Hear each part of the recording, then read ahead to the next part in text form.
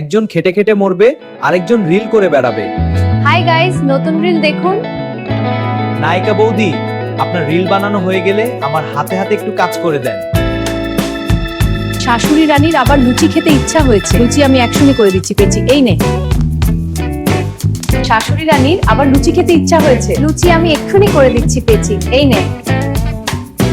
আর এগুলো একটা অতীত, জেগে থাকে হাড়িতে তাড়াতাড়ি।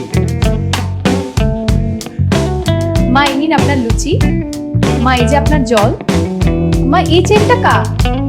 আমি ঘট ভর্তি টাকা জমিয়ে বানিয়ে এনেছি। দেখো মা, আমরাও ভাত কিনেছি। দেখো মা, আমরাও ভাত কিনেছি। বাহ, ওরা কত ভালো, আমি এতদিন খারাপ ভাবতাম। কিন্তু সমস্যা একটাই, দুটো ঘটা। তোরটাই লিখলাম তোর, আমারটাই লিখলাম আমার। আরে বোকা, তোরটাই তোর লিখতে হতো, আমারটাই আমার লিখতে হতো।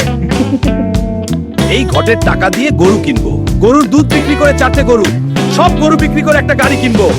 এই ঘটের টাকা দিয়ে গরু কিনবো, গরুর দুধ বিক্রি করে 4টি গরু, সব গরু বিক্রি করে একটা গাড়ি কিনবো। কি হলো? দাঁড়া, আমি শাশুড়ি থেকে টাকা নিয়ে আসি। চুপ কর, ইমার্জেন্সির সময় ঘটের টাকা কাজে না এলে কবে আসবে?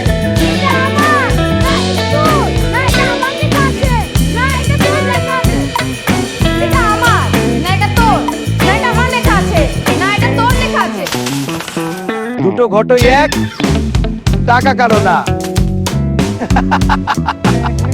বৌদি, আপনার এই অভ্যাসটা সত্যিই বিরক্তিকর। বলছিস কেন রে ভাই? আপনার দিন আমার জীবন চিত্র রতেই ভালো লাগলে লাইক, কমেন্ট আর সাবস্ক্রাইব করো।